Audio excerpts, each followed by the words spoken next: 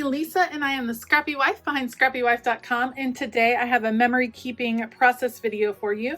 I am going to be scrapping these couple of photos from Father's Day, and I'm going to be mainly using the Felicity Jane Catherine collection. I am working actually in a Happy Planner disc bound system this summer in combination with my Crafty Club playbook from the Reset Girls. So I've already cut down one of the papers that I'm going to use from the Catherine collection to the right size, which is 7 by 9.5, and then I will be able to punch a hole and that will go straight into my notebook. So I'm planning on trying some mixed media and we will see how this goes. I'm hoping it's pretty simple and pretty quick, which is my goal for the summer and scrapping. I will list all the products I use down below. Otherwise, let's go. The summer is, of course, proving to be a crazy time to try to get things done. My kids are home. We are not traveling because all of our travel plans were canceled due to COVID, but my husband and I are both working from home. Pools are closed where we are. It's just a little bit crazy. So I'm trying to keep my memory keeping simple and just scrapping a few photos here and there. So these are photos from Father's Day. I start out by prepping my page with some white gesso because I knew I wanted to do some mixed media.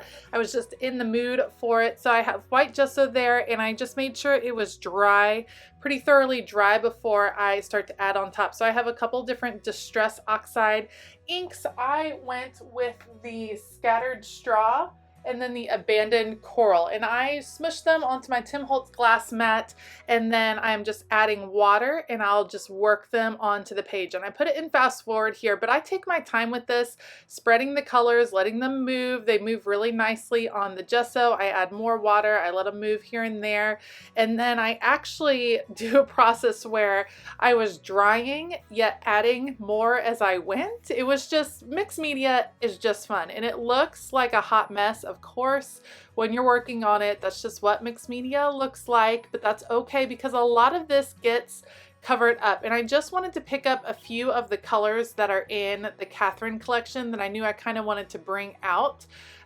and the different paper pieces and things like that. So I wanted to lay that down, but I didn't want a solid sheet in the background.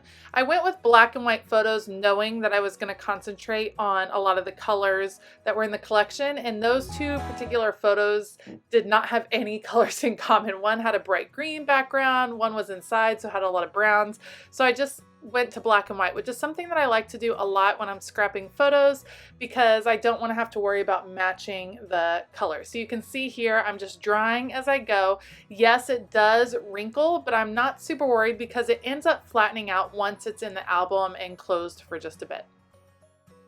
I am a huge fan of matting my pictures. I do it almost all the time. I just think it makes for a very clean look, and so I chose the back of the original paper, which is this light pink, to mat this picture of my father and I. This is the last Father's Day that my parents are going to live close to us. They're actually moving back to Texas, where I'm from, and they're going to live close to my sisters down there. So it was nice that we got to spend the holiday together.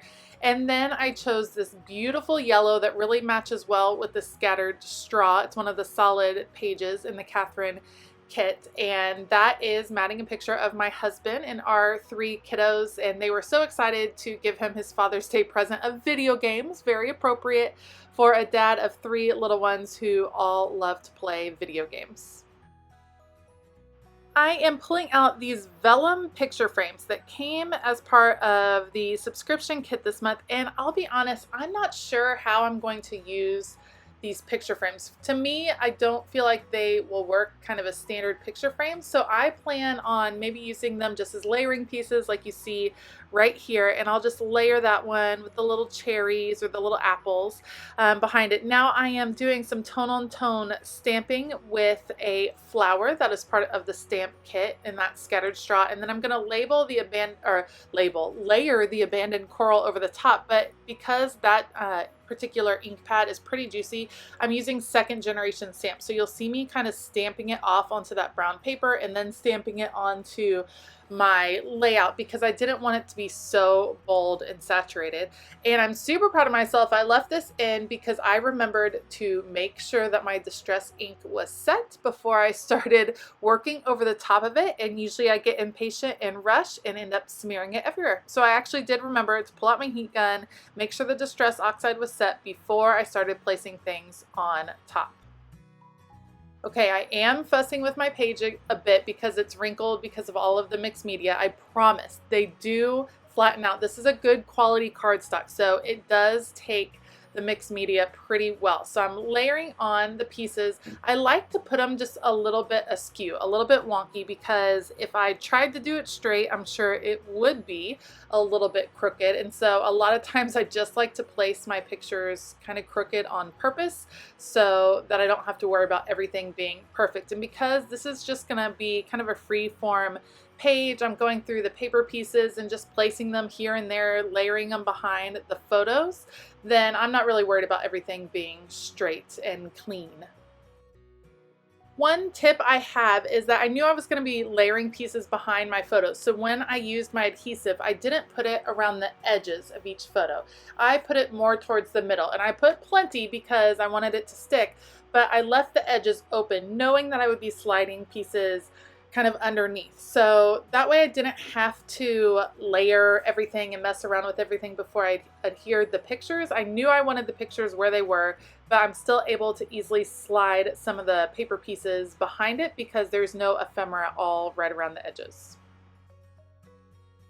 Once I've made the decision where I want my paper pieces, you can see that I'm just going to quickly kind of adhere them. And now I have the puffy stickers, and I'll take those in just a second and kind of play with them. I love the dimension they add. This page is not going in a page protector. It's just going to be in my Happy Planner disc system that I have, which is why I am going overboard on adhesive. I'm using all the adhesive covering all the little spots, and I like that the puffy stickers you'll be able to touch and feel them, and I like the dimension they add. So I'm just trying to decide where I want to put the different stickers. I'm trying them out using that clear sheet, just moving them around my page a little bit, and I want to balance it. So I have the rainbow in the middle and the hearts at the bottom, and then I'll add this happy day there at the top. Just, I like the dimension they add. I like the diagonal feeling that is going on the page. It works really well. And now I'm going to add the date, and I'm using archival ink because these Felicity Jane labels have a bit of a coating on them, so the VersaFine ink kind of wipes right off, so you want to be careful of that. Last but not least, I'll add my title. These are a Felicity Jane Alpha, but they're from a previous set. I will definitely look it up and add those below if they are still available in the shop. And I'm simply going to add the title Father's Day 2020, and my letters get a little bit off, and that's okay. I'll fix it a little bit towards the end because that F just kind of is a little bit lower than the rest, and it was bugging me while I was working on the page, so I just wanted to change it up. Let me know if you're someone that uses a ruler to line up your alpha. I'm thinking maybe I should, but you know, I just kind of eyeball it and see what looks good to my eye. I decide to add a little bit more texture, take it over to the sewing machine, add that border, and then my page is done. If you like this video, please give it a thumbs up and consider hitting that subscribe button as well as the bell notification button. I also have a link below to sign up for my bi-weekly email newsletter full of organization tips and crafty talk. I hope that you have a fabulous day, and as always, keep it creative.